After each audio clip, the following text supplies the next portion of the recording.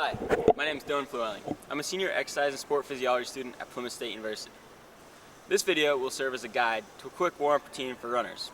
We're going to cover 9 movements, how to perform each movement, and what specific areas of the body we're targeting. This warm-up routine should take no more than 4 or 5 minutes to complete once you're proficient with it, and should be incorporated before every run. First movement in the warm-up routine is going to be 90-90 hip exchanges. So we're going to find a spot on the ground, maybe we'll use a yoga mat, and we're going to start with our hips, our knees, and our ankles all about 90 degrees. And so we're going to sit up and we're going to initiate this movement with our trunk, primarily our hips and our core.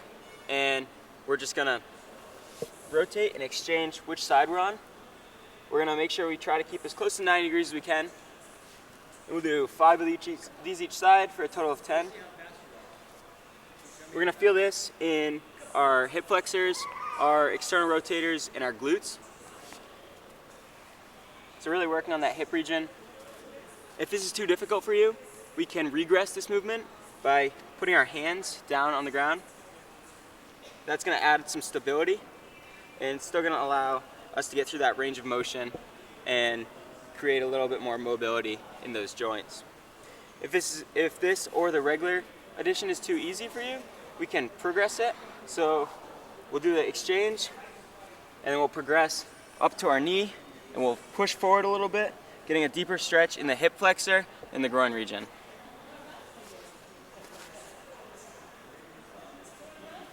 So regardless of which variation you do, this is going to help us to really warm up that hip region, and it's going to help us, we're going to start moving outside of the sagittal plane and get us ready to go for our run. Alright, so we're going to be staying on the ground here, and our next movement is pretty simple.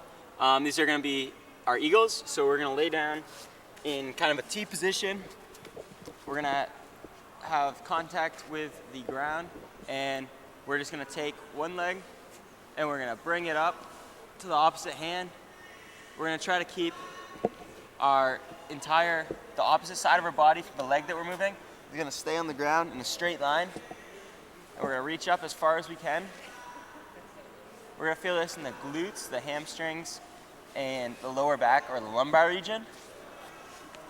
Making sure we keep that T pose and stretching into it. Try and get that leg up as close to the hand as possible, keeping it straight. We're gonna do 5 of these each side for a total of 10. And then we're gonna roll over and we're gonna switch to our scorpions, which is the inverse movement. So we're gonna be on our stomach and we're gonna do the same thing. Bring in that opposite leg to the opposite hand. We're gonna feel this more in our hip flexors. We're gonna feel it a little bit in our abdominals and a little bit in our quads. So this is going to help us mobilize before we go run. And again, we'll do 5 of those each side for a total of 10. Our next few movements are all going to focus on joint mobility. So first we're going to look specifically at the ankles and we're going to perform some CARs, which stands for controlled articular rotations. So we're going to put our knee at 90 degrees and we're just going to reach as deep into our mobility of our ankle as we can, following the peripheral of our range of motion. Over time, if we do this consistently, it'll help develop a greater range of motion. We'll do 10 each side and then we'll switch feet and we'll do 10 each direction. It's really important to mobilize the ankles before we run because they're active every step, and this is going to help to warm up get some more blood flowing to the muscles, tendons, and ligaments in the region. It's also good to do this standing on one foot because you're going to build up some balance in all those little stabilizer muscles in the leg that's on the ground. So the second joint we're really going to work on is our hip region. We're going to do this with more CARs. This time we're going to lock at our knees, have our feet a little farther than shoulder width apart, put our hands on our hips, and we're just going to rotate all the way down through our range of motion. As we work into it, we should get a little lower. It's going to be really valuable because it's going to help us warm up a lot of that musculature in our hip region, our hip flexors, our quads, our glutes. We're really going to get at the abductors, but we'll do 10 each side and then we'll switch. Keep those knees locked out and get as deep into the stretch as possible. Alright, so once we're finished with those first few exercises, we're going to move on to our walking drills. So we want to find 10 to 15 meters of clear unobstructed ground.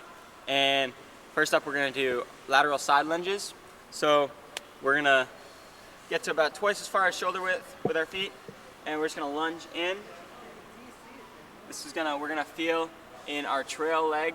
We're going to feel it in the adductors, and we're going to just give a nice stretch to some of those muscles while also activating some of the agonists in our lead leg.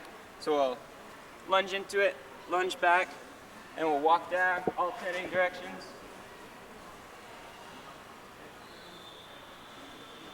Get a nice deep lunge in there. Feel this a little bit in the hamstrings and the groin region as well on that trail leg.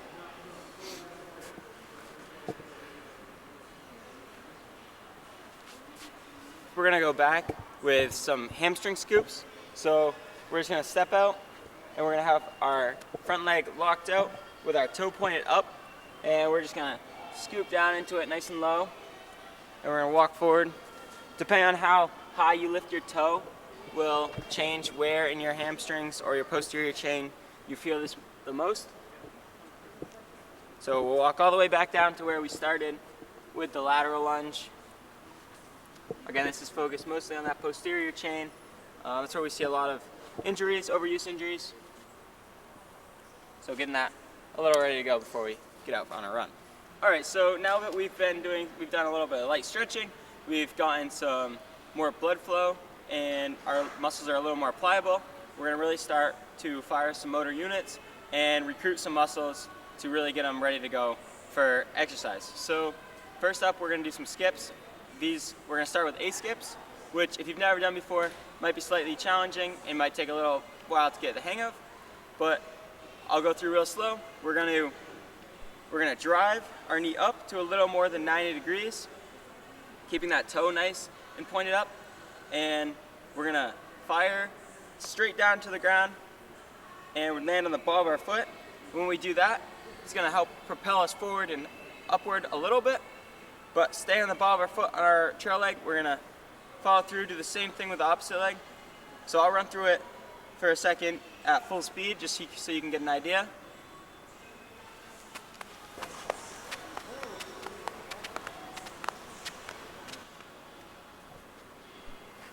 So we're really getting a nice knee drive. We're getting full extension with our trail leg, and that's really what's propelling us forward. This is gonna help work on some running mechanics and might positively contribute to running economy. All right, so our last movement is gonna be B skips. These are gonna start very similar to our A skips. We're gonna start with that nice knee drive, a little over 90 degrees, and then instead of going directly down to the ground onto a ball of our foot like we did with the A skips, we're gonna create some extension in our knee and create a nice arc, kind of pawing at the ground with our front foot, and that's gonna propel us forward. And this is gonna do a good job of recruiting some slightly different motor units and muscle fibers than we did with our A skips, and really get us firing ready to go for our run. So I'll demonstrate this in full speed so you can get a better idea.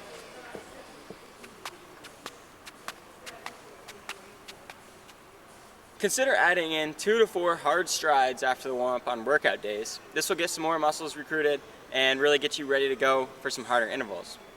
This is just a guide, and I prod you to make some tweaks and small changes for yourself on areas you know that you might need to wear up a little more than another athlete. So really adopt it and make it your own.